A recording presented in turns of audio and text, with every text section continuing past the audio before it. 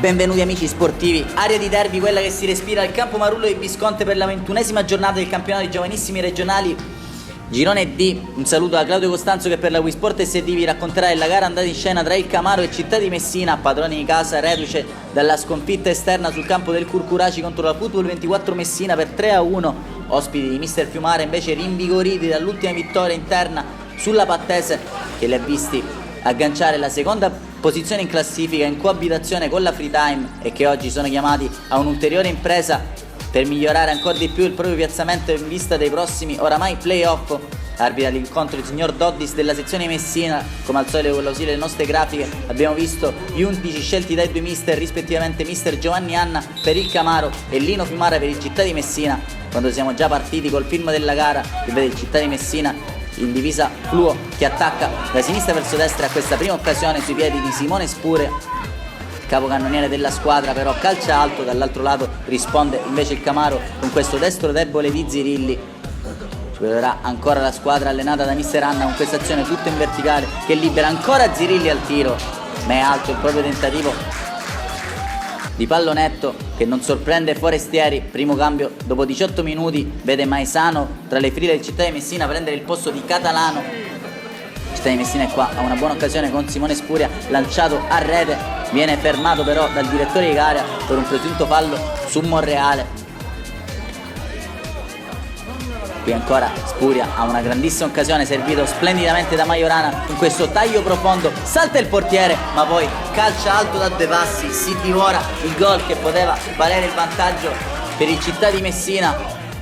Dall'altro lato risponde il Camaro con questa punizione di Monreale da posizione defilata, proverà a calciare direttamente verso la porta difesa da Forestieri. La sua parabola però scende tardi e termina alta. Assiste attonito mister Fiumara, qualcosa non va tra le fila dei suoi giocatori che qui continua a perdere campo. Ha un'altra occasione il Camaro con questo tiro dalla distanza di Morabito e poi nel finale del primo tempo questa palla messa dentro all'indirizzo di Arena, atterrato da Forestieri. Non c'è nulla per il direttore di gara, forse sembravano esserci gli estremi per un calcio di rigore. Terminerà così la prima frazione di gioco a reti inviolate, manda a riposo le due squadre il signor Doddis. Meglio il Città di Messina nella prima frazione, è uscito invece il Camaro alla distanza che sta impensierendo la retroguardia di mister Fiumara, che opera un cambio dentro Lopresti nella ripresa al posto di Mangano, che va a riposizionarsi al centro della difesa. L'occasione però più ghiotta è al 9° minuto della ripresa con questo calcio di punizione di Majorana che va a giro sulla barriera, dall'illusione del gol il capitano classe 2002 del Città di Messina, che qui anche sul binario di destra brucia il diretto avversario De Natale, mette dentro, non trova un compagno, trova invece la presa sicura di Alleruzzo. Qui però Arachiri e la difesa del Città di Messina con Lopresti che appoggia dietro per Forestieri che cincischia un po' troppo col pallone, a terra Arena e sarà calcio di rigore per il Camaro.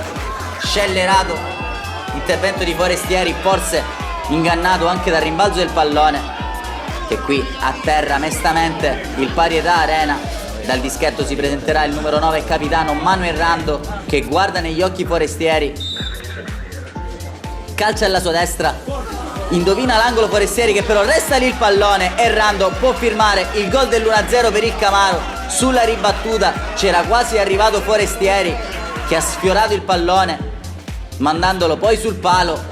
La palla resta lì per il più semplice dei tap-in per Manuel Rando. Camaro avanti, sarebbe una sconfitta pesantissima, ma in questi 2 minuti di follia c'è un'altra disattenzione della retroguardia del Città di Messina che regala il 2-0 al Camaro. Sempre Manuel Rando a purgarli, questa volta di testa anticipa Forestieri nella sua uscita e notte fonda per il Città di Messina, che così non sfrutterebbe il passo falso dell'avversario. Freetime, disperazione sul volto di Forestieri, gioia su quella di Manuel Rando. Abbandonerà il campo di lì a poco proprio il numero 1 Giovanni Forestieri, facendo spazio a Frisone.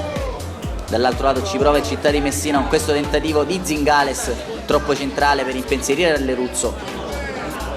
Camaro che però con un'azione fotocopia a quello che l'ha portato in vantaggio per il 2-0 trova ancora Rando alle spalle della difesa avversaria. Questa volta Frisone in presa alta si fa trovare presente. Qui però anche un'occasione con Motta che ci prova col mancino ma termina alto il suo tentativo di pallonetto. Dopo 2 minuti ne avrà un altro, sempre l'ex vivaio della Regina che calcia col mancino largo alla destra della porta difesa da Leruzzo. Ci sarà tempo per un ultimo cambio, esce Majorana, entra Valerio Santapaola prima dell'assedio finale del Città di Messina, che qui trova un calcio di rigore su questa palla difesa da Spuria, atterrato da Monreale. Andrà lo stesso bomber del Città di Messina al primo minuto di recupero a trasformarlo nel gol del 2-1, spiazzando Leruzzo e portando il più presto possibile la palla a centrocampo, perché c'è ancora una manciata di secondi da giocare.